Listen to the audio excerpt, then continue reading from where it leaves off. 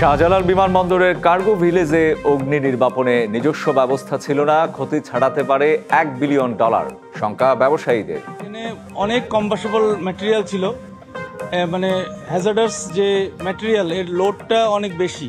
এখানে যদি অ্যাক্টিভ অথবা প্যাসিভ মানে আমাদের যে কোনো ধরনের ডিটেকশন সিস্টেম যদি থাকতো এবং তার সাথে প্রোটেকশন সিস্টেম থাকতো তাহলে হয়তো এতটা দুর্ঘটনা ঘটতোই না।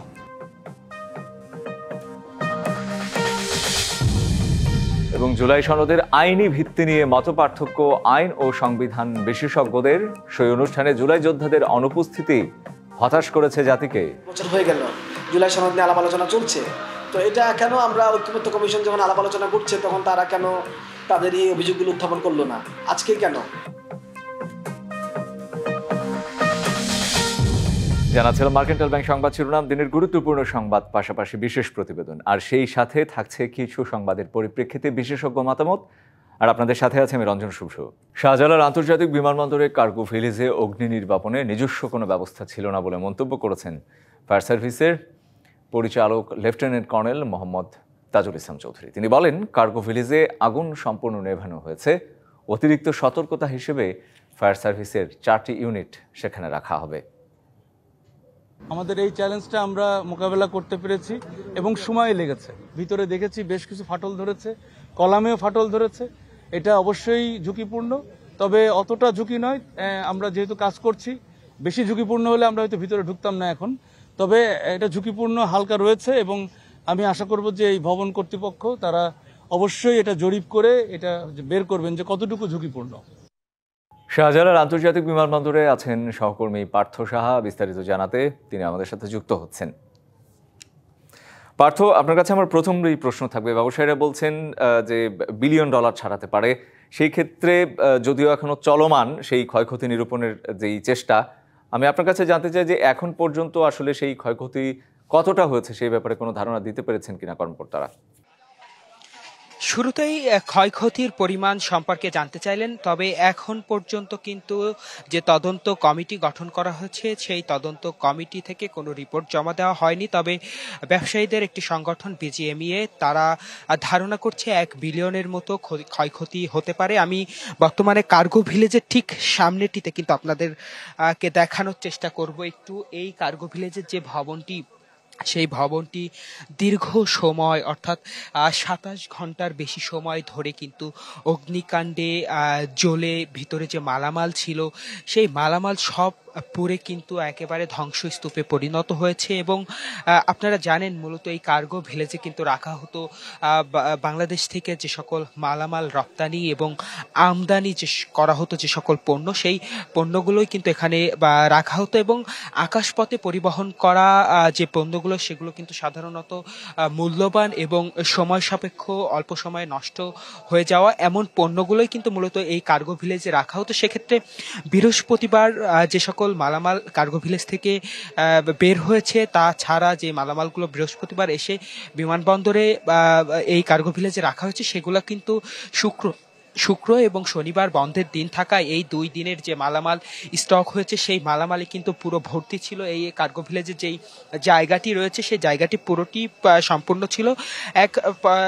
যে বিষয়টি নিশ্চিত করা এখনো সম্ভব হয়নি। আপনারা জানেন 7 সদস্যের 5 কর্মদিবসের মধ্যে একটি তদন্ত কমিটি গঠন করা হয়েছে। সেই কমিটি আসলে পর্যবেক্ষণ করবেন, যাচাই বাছাই করবেন এবং সংশ্লিষ্ট যারা রয়েছেন কার্গো ভিলেজের সঙ্গে তাদের সঙ্গে কিন্তু ইতিমধ্যে কথা বলা শুরু করেছে। এবং সব মিলিয়ে যদি আমি জানিয়ে রাখতে চাই, এখন অবধি যে তদন্ত কমিটি গঠন করা হয়েছে বা বিমানবন্দর কর্তৃপক্ষ যারা রয়েছে সিভিল সার্ভিস তাদের তরফ থেকে কিন্তু এখনো কোনো সুস্পষ্ট ধারণা দেওয়া হয়নি। তবে বিজিএমইএ একটি ধারণা দিয়েছে, বলেছে তারা তাদের যে একটি প্রতিনিধি দল এখানে এসেছিলেন দুপুর নাগাদ, তারা কিন্তু বলেছেন $1 বিলিয়নের মতো ক্ষয়ক্ষতির একটি সম্ভাবনা দেখা যাচ্ছে। তবে কিছু সময় আগে আমাদের সঙ্গে কিন্তু পার্থ, আপনাকে থামিয়ে যদি একটু জানতে চাই, পার্থ আমি বুঝতে পেরেছি আপনার কথা, যদি থামিয়ে একটু জানতে চাই আপনার কাছে, যেটি হচ্ছে যে আমরা সামাজিক যোগাযোগ মাধ্যম সহ গণমাধ্যমের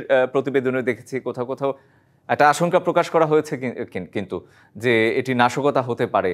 আবার রাজনৈতিক দলের নেতারাও আমরা আজকে দেখলাম যে বিএনপির সালাউদ্দিন আহমেদ তিনিও বললেন যে তিনিও এক ধরনের শঙ্কা প্রকাশ করেছেন কিনা, যে সন্দেহ প্রকাশ করেছেন যেটি নাশকতা হতে পারে কিনা, সেই ব্যাপারে আসলে তদন্ত কর্মকর্তারা কোনো ধরনের ধারণা দিতে পেরেছেন কিনা?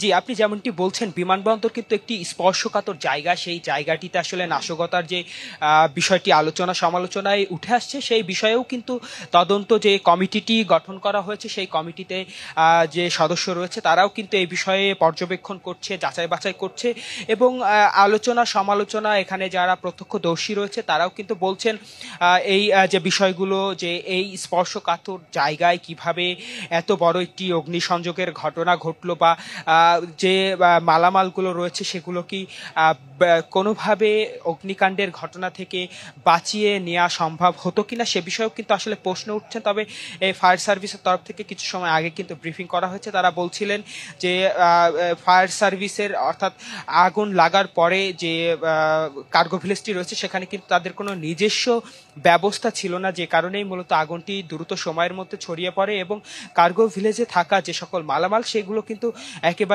পুড়ে ছাই হয়ে যায়। দীর্ঘ ২৭ ঘন্টার প্রচেষ্টায় অবশেষে আগুন অনেকটাই নিয়ন্ত্রণে এসেছে এবং আলোচনা সমালোচনার কেন্দ্রবিন্দু এখন এটি পরিকল্পিত কিনা সেই বিষয় কিন্তু যারা সংশ্লিষ্ট কর্তৃপক্ষ রয়েছে এবং যে তদন্ত কমিটি গঠন করা হচ্ছে, সেই কমিটি আসলে তাদের যে রিপোর্ট সাবমিট করবে তারপরেই কিন্তু আসলে সঠিকভাবে বলা যাবে এটি পরিকল্পিত নাকি স্বাভাবিকভাবে আগুনের সূত্রপাত, এবং ক্ষয়ক্ষতির পরিমাণটিও কিন্তু তখন আসলে সুস্পষ্ট হবে।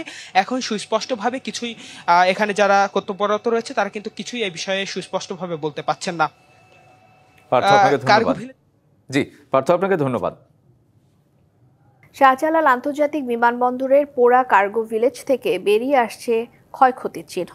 ঘটনাস্থল পরিদর্শন করে বাণিজ্য এবং বেসামরিক বিমান পরিবহন উপদেষ্টা বলেছেন, ক্ষয়ক্ষতির পরিমাণ জানার চেষ্টা করছে সরকার। আর ব্যবসায়ীদের প্রতিনিধি দল বলছে ক্ষতির পরিমাণ $1 বিলিয়ন ছাড়িয়ে যেতে পারে। শনিবারের আগুনের ভয়াবহতার পর রবিবার দিনের আলোতে বেরিয়ে আসতে শুরু করেছে ধ্বংসস্তূপ। কার্গো ভিলেজে চলছে তল্লাশি কার্যক্রম। একই সাথে খণ্ড খণ্ড আগুন নেভানোর পাশাপাশি চলছে ক্ষয়ক্ষতির তালিকা তৈরির চেষ্টা। এদিকে সকাল থেকে বাইরে ভিড় করছেন ক্ষতিগ্রস্ত ব্যবসায়ীরা। ক্ষতি কিভাবে পুষিয়ে উঠবে সেই প্রশ্ন মুখে মুখে। কমার্শিয়াল বিজনেস করি তো, আমাদের প্রায় 70 টন মাল ছিল। মনে হচ্ছে না তো কোনো তো আমরা তো যাইতে পারি না, ভিতর থেকে কোনো নিউজও পাইনি যে কোনো কিছু অবশিষ্ট আছে কিনা। এই ক্ষতিগুলা আসলে মেনে নেওয়া যায় না। ব্যবস্থাপনা ত্রুটি ছিল বিধায় এই অগ্নিকাণ্ড আমি মনে করি। যাদের ডকুমেন্টস কমপ্লিট হয়েছে ওদের ছুটি নিরূপণ করে ওদের ক্ষতিপূরণের একটা আমরা আবেদন জানাচ্ছি মাননীয় কর্তৃপক্ষের নিকট। ক্ষতিগ্রস্ত কার্গো ভিলেজ পরিদর্শন করেন বেসামরিক বিমান পরিবহন ও পর্যটন উপদেষ্টা শেখ বশির উদ্দিন ও বিজিএমই এর একটি প্রতিনিধি দল। অর্থনীতির প্রাণ, আরেকটা হচ্ছে ঢাকার এয়ারপোর্টের এই কার্গো ভিলেজ।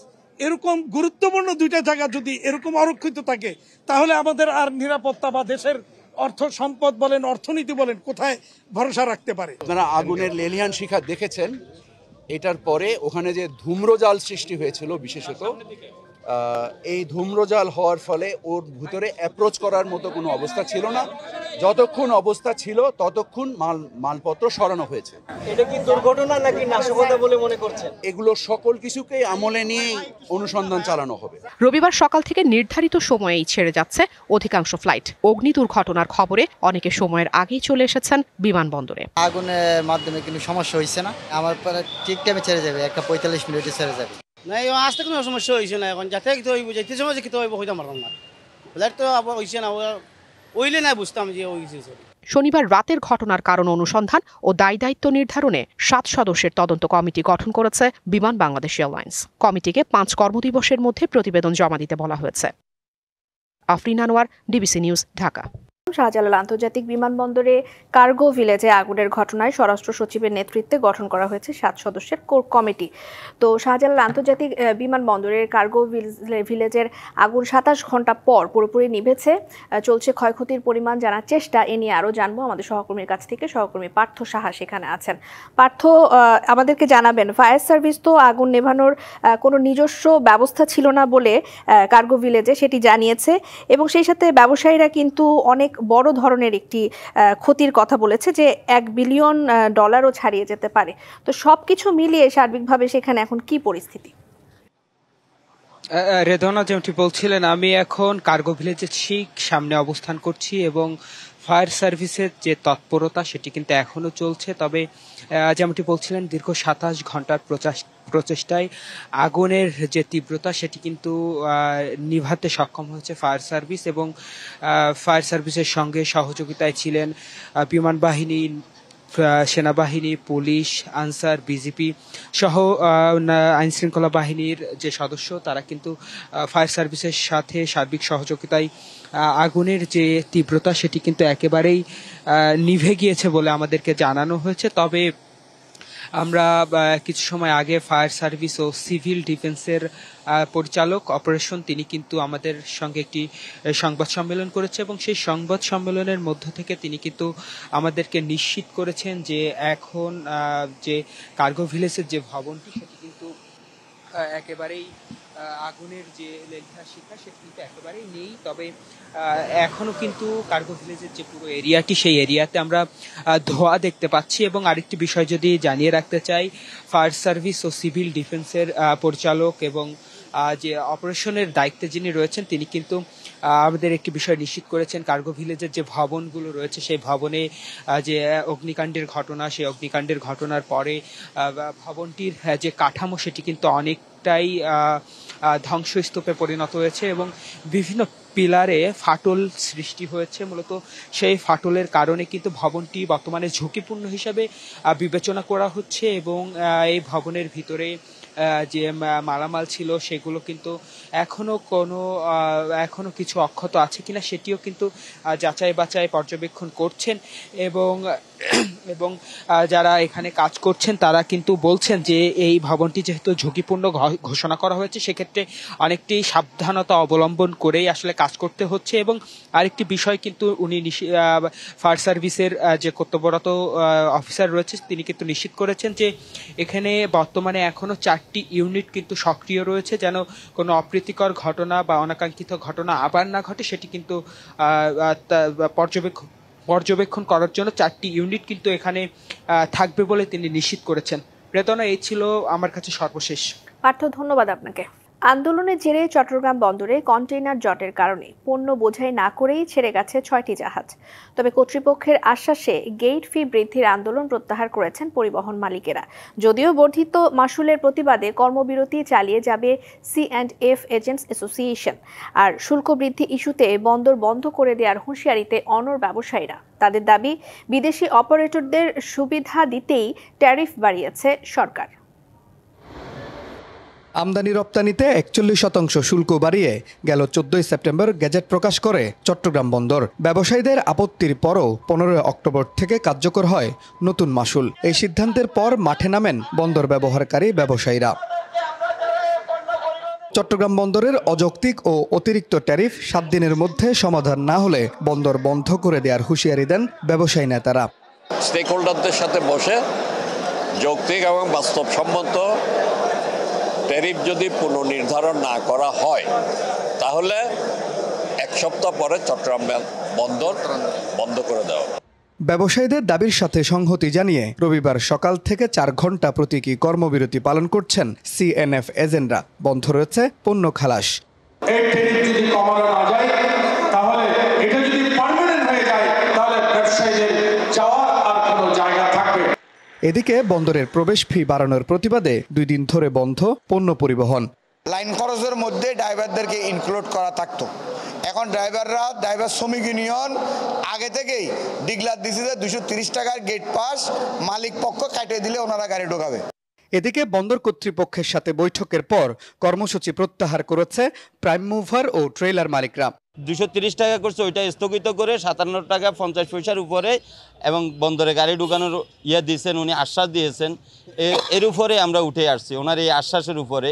পরিবহন মালিকরা আন্দোলন প্রত্যাহার করলেও C&F এজেন্টদের কর্মবিরতিতে প্রভাব পড়বে পণ্য খালাসে। দেশের অর্থনীতির সাথে, দেশের স্বার্থে, দেশের আমদানি রপ্তানির স্বার্থে পরবর্তী সিদ্ধান্ত না হওয়া পর্যন্ত যানবাহন খাতে যে ট্যারিফটা বৃদ্ধি করা হয়েছে সেটা স্থগিত থাকবে। পরিবহন মালিকদের আন্দোলনের কারণে অচলাবস্থা সৃষ্টি হয় চট্টগ্রাম বন্দরে, তৈরি হয় কন্টেইনার জট। Mujibul Haque, DBC news, Chittagong. ব্যাংকের হিসাবের খাতা থেকে খেলাপি ঋণের তথ্য মুছে আলাদা খাতায় লিপিবদ্ধ করার নিয়মে বিশেষ সুবিধা দিয়েছে বাংলাদেশ ব্যাংক। এর ফলে বিপুল খেলাপি ঋণের প্রকৃত চিত্র হিসাবের খাতা থেকে আড়াল করার সুযোগ সহজ হলো। এতে ব্যাংকের আর্থিক চিত্র বাহ্যিকভাবে উন্নত দেখানো যাবে। এতদিন আদায় অযোগ্য ঋণ হিসেব থেকে মুছতে 2 বছর অপেক্ষা করতে হতো, আর এখন সে সময়সীমা তুলে দেওয়া হয়েছে। রবিবার এ সংক্রান্ত প্রজ্ঞাপন জারি করেছে বাংলাদেশ ব্যাংক। প্রজ্ঞাপনে বলা হয়ে থাকে, মন্দ এবং ক্ষতিজনক হিসেবে শ্রেণী করা এবং ভবিষ্যতে আদায়ের সম্ভাবনা ক্ষীণ এমন ঋণ হিসেব অবলোকন করতে 2 বছর অপেক্ষা করতে হবে না। তবে এর আগে প্রয়োজনীয় নিরাপত্তা সঞ্চয় সংরক্ষণ এবং ঋণ আদায়ের জন্য আদালতে মামলা দায়ের করতে হবে। এসব ঋণ আদায় করতে ব্যাংকগুলোকে বিশেষ ইউনিট খোলার নির্দেশনাও দিয়েছে কেন্দ্রীয় ব্যাংক। এ সুযোগকে আন্তর্জাতিক উত্তম চর্চার সাথে সামঞ্জস্যপূর্ণ বলেও প্রজ্ঞাপনে উল্লেখ করা হয়েছে। গত জুন শেষে ব্যাংক খাতে মুছে ফেলা খেলাপি ঋণের অঙ্ক 60,793 কোটি টাকা। ফেব্রুয়ারিতে ত্রয়োদশ জাতীয় সংসদ নির্বাচন। সারা দেশ প্রস্তুত হচ্ছে একটি অবাধ, সুষ্ঠু এবং গ্রহণযোগ্য নির্বাচনের জন্য। কি ভাবছেন সাধারণ মানুষ থেকে শুরু করে আগামী জনপ্রতিনিধিরা? সে কথা জানাতে ডিবিসি নিউজের ইলেকশন এক্সপ্রেস ছুটে যাচ্ছে সবগুলো সংসদীয় আসনে। আর এখন রয়েছে সংসদীয় আসন 60, Natore 3। CSRM DBC election express. আজ আমরা আছি নাটোর 3 সিংড়া আসনে। এই উপজেলায় মোট ভোটার 3,08,000। এখানে নারী ভোটার এবং পুরুষ ভোটার প্রায় সমান সমান, অর্থাৎ 1,55,000 পুরুষ ভোটার এবং 1,53,000 নারী ভোটার। এই আসনটিতে আমরা আজকে বিকেল থেকে আছি এবং আমাদের সাথে এখন অতিথি হিসেবে আছেন এই নাটোর জেলা জামাতের শুরা ও কর্মপরিষদ সদস্য প্রফেসর সাইদুর রহমান। সাইদুর রহমান, আপনাকে স্বাগত জানাচ্ছি। এই আসনটিতে এর আগে প্রাপ্ত তথ্য মতে আমরা জানতে পেরেছি যে 4 বার আওয়ামী লীগ, 4 বার বিএনপি, 2 বার জাতীয় পার্টি, 1 বার জামাত ইসলাম বিজয়ী হয়েছিল। অর্থাৎ আপনাদের একজন প্রার্থী এখানে এমপি হয়েছিলেন 1991 সালে। সামনের দিনগুলোতে আপনি যদি মনোনয়ন যেহেতু পেয়েছেন, এমপি হলে, বিজয়ী হলে কি কি কাজ করবেন এই আসনের জন্য? আলহামদুলিল্লাহ, আমি ডিবিসি এই নিউজ বিশেষ করে আপনাদেরকে সবাইকে ধন্যবাদ দেই। বাংলাদেশ জামাত ইসলামী সিংড়া উপজেলা শাখার পক্ষ থেকেও, এই চলন বিলের মানুষের পক্ষ থেকেও সবাইকে ধন্যবাদ দেই। বিশেষ করে আপনাদের মাধ্যমে আমি সবাইকে সালাম দেই এবং দোয়া চাই সবার কাছে, যেন এইখানে যদি আল্লাহর রহমতে আমি নির্বাচিত হই এবং নির্বাচনের পরপরই যে সমস্যাগুলোকে আমরা চিহ্নিত করছি, মূলত 3টা মোটা দাগের সমস্যা। 1 নম্বর হলো এই তরুণ সমাজ যাদের এখন বেকারত্বের সীমা আছে, তাদেরকে ঠিকমতো শিক্ষিত করা হয়নি, তাদের দক্ষ করা হয়নি, তারা বেকার। এদেরকে উপযুক্ত মানব সম্পদ করে এদেরকে বেকারত্ব এবং এবং যে অবস্থা এই রাস্তাঘাট এবং ঠিক মতো তাদের উন্নয়ন করা হয়নি, ঠিক মতো তাদেরকে উন্নয়ন করা হয়নি, ঠিক মতো নির্মাণ করা হয়নি, ফাঁকি দেওয়া হয়েছে। এই জন্য দেখা যাচ্ছে অল্প দিনেই রাস্তাঘাটের বেহাল অবস্থা এবং কৃষকরা ঠিক মতো তাদের ফসলেরও ঠিক মতো দাম পাচ্ছে না এবং ফসল উৎপাদন করতে যে নির্মাণ খরচ হচ্ছে সেটাও অনেক বেশি, তাদের সাধ্যের বাইরে যাচ্ছে, ক্ষমতার বাইরে যাচ্ছে। এরপরে আরেকটি হচ্ছে মহিলাদের ব্যাপারে। এই আমাদের নারীদের যেভাবে শিক্ষা দীক্ষা এবং যেভাবে অগ্রসর হওয়া দরকার, যেভাবে স্বাস্থ্যসেবা, প্রসূতি সেবা বিশেষ করে প্রতিটি ইউনিয়নে যদি সেইভাবে ব্যবস্থা করা যায়, তাহলে পরে চট করে তারা ইউনিয়নের প্রসূতি সেবা নিয়ে, ইউনিয়নের স্বাস্থ্য সেবা নিয়ে এই আমাদের মা বোনদেরকে যদি আমরা সুস্বাস্থ্যের অধিকারী করতে পারি, যে জাতির মায়েরা উন্নত হয়, যে জাতির মায়েরা সুঠাম হয়, সুন্দর স্বাস্থ্যের অধিকারী হয়, সেই জাতিও উন্নত হয়ে যায়। কাজে আমি মনে করি যে এই জাতির উন্নয়নের জন্য আমাদের এই মাদেরকে, আমার বোনদেরকে যাতে ভালো মতো চিকিৎসা দেওয়া যায়, শিক্ষার ব্যবস্থা করা যায়, তাহলে পরে আমরা অনেকখানি অগ্রসর হয়ে যাই। সামনের নির্বাচনে বিএনপিও থাকবে একটা শক্ত অবস্থানে, সেক্ষেত্রে আপনাদের কেন ভোট দিবে? হ্যাঁ, সবচেয়ে বড় কথা হলো মানুষের আস্থার ব্যাপার। বাংলাদেশ জামাত ইসলামী এখন বাংলাদেশের সকল মানুষের কাছে, আপামর মানুষের কাছে আস্থার প্রতীকে পরিণত হয়েছে এবং তাদেরকে মানুষ মনে করে যে এদেরকে যদি নির্বাচিত করা হয় তাহলে চাঁদাবাজি বন্ধ হবে, দুর্নীতি বন্ধ হবে, দুর্বৃত্তায়ন বন্ধ হবে। কাজেই সবকিছুর মূলে, বিশেষ করে গঠনমূলক কাজে জামাতের বিকল্প নাই। জামাতকে মানুষ এই জন্য ভোট দেবে ইনশাআল্লাহ। ধন্যবাদ। কথা বলছিলাম প্রফেসর সাইদুর রহমানের সঙ্গে, তিনি সিংড়া আসনের জামাত মনোনীত প্রার্থী। CSRM ডিবিসি ইলেকশন এক্সপ্রেস এখন এই পর্যন্ত। এরপরে রাত 9টায় আমরা থাকবো আবারও নতুন একজন অতিথির সঙ্গে। সে পর্যন্ত সবাই ডিবিসি নিউজের সঙ্গেই থাকুন। সোমবার জাতীয় শহীদ মিনারে সমাবেশ করবেন এমপিওভুক্ত শিক্ষকেরা। পাশাপাশি আমরণ অনশন কর্মসূচি চলমান থাকবে বলে জানিয়েছেন এমপিওভুক্ত শিক্ষক জাতীয়করণ প্রত্যাশী জোটের সদস্য সচিব অধ্যক্ষ দেলোয়ার হোসেন আজিজি। কাল সারা দেশে ক্লাস এবং পরীক্ষা বর্জনের ঘোষণাও দেন তিনি। সন্ধ্যায় কেন্দ্রীয় শহীদ মিনারে এসব কথা জানিয়েছেন তিনি। শিক্ষকদের এই আন্দোলন সংহতি প্রকাশ করেন ডাকসুর ভিপি সাদিক কায়েম। শিক্ষকদের ন্যায্য দাবি মেনে নিতে সরকারের প্রতি আহ্বানও জানিয়েছেন তিনি। আমাদের শিক্ষকদের ন্যায্য দাবি মেনে না নেন তাহলে বাংলাদেশে ফ্যাসিবাদ, খুনি হাসিনা এবং তার দূষণদের যে পরিণতি হয়েছিল তার চাইতে খারাপ পরিণতি আপনারা হীনমন্য হবেন না। আপনাদের সাথে সারা দেশের ছাত্র সমাজ আপনাদের সাথে একত্রতা পোষণ করছে। এখনো সময় আছে। শিক্ষকদের ন্যায্য যে দাবি আছে সেই ন্যায্য দাবি মেনে নিন। এমন ঝড় হবে, এমন উত্তাল তরঙ্গ হবে যেটা আপনারা বইতে পারবেন না। বাংলাদেশ থেকে নতুন করে দক্ষ শ্রমিক নেয়ার বিষয়ে সমঝোতা স্মারক সই করবে কুয়েত। দেশটির সফররত এশিয়া বিষয়ক সহকারী পররাষ্ট্রমন্ত্রী সামি এরশাদ জোহা হায়াত আজ এ কথা জানিয়েছেন। এর আগে দীর্ঘ 18 বছর পর Bangladesh Kuwait foreign office consultation অনুষ্ঠিত হয় রাষ্ট্রীয় অতিথি ভবন পদ্মায়। পরে পররাষ্ট্র উপদেষ্টার সঙ্গে সৌজন্য সাক্ষাৎ করেন তিনি। সাংবাদিকদের জানান, খাদ্য নিরাপত্তা, সাইবার নিরাপত্তা সহ বিভিন্ন বিষয়ে চুক্তি সই নিয়ে আলোচনা হয়েছে। বাংলাদেশ থেকে নতুন করে দক্ষ শ্রমিক কুয়েতে নেয়ার বিষয়ে সমঝোতা স্মারক সইয়ে প্রস্তুত দুই দেশ।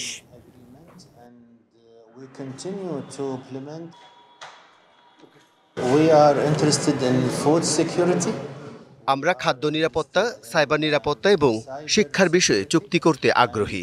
সামরিক সহায়তার বিষয়ে আলোচনা হয়েছে।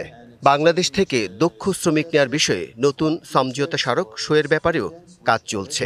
ঢাকা থেকে সরাসরি কুয়েতে বিমান চলাচলের বিষয়েও চুক্তি স্বাক্ষরের প্রস্তুত দুই দেশ। উপমহাদেশের অন্যতম শ্মশান কাউনিয়া মহাশ্মশান। ভূত চতুর্দশী পুণ্যতিথিতে মহাশ্মশানটি সেজেছে বর্ণিল সাজে। শ্মশান দীপাবলি উপলক্ষে সনাতন ধর্মাবলম্বীদের মিলন মেলায় পরিণত হয়েছে পুরো এলাকা। সেখান থেকে টেলিফোনে আমাদের সাথে যোগ দিচ্ছেন জিয়াদ মাহমুদ। জিয়াদ, আমাদেরকে জানাবেন যে যেহেতু সনাতন ধর্মাবলম্বীদের মিলন মেলায় পরিণত হয়েছে, তো একে অপরের সাথে নিশ্চয়ই সৌহার্দ্য বিনিময় করছেন এবং এই আয়োজনকে ঘিরে কি কি আনুষ্ঠানিকতা সেখানে চলছে?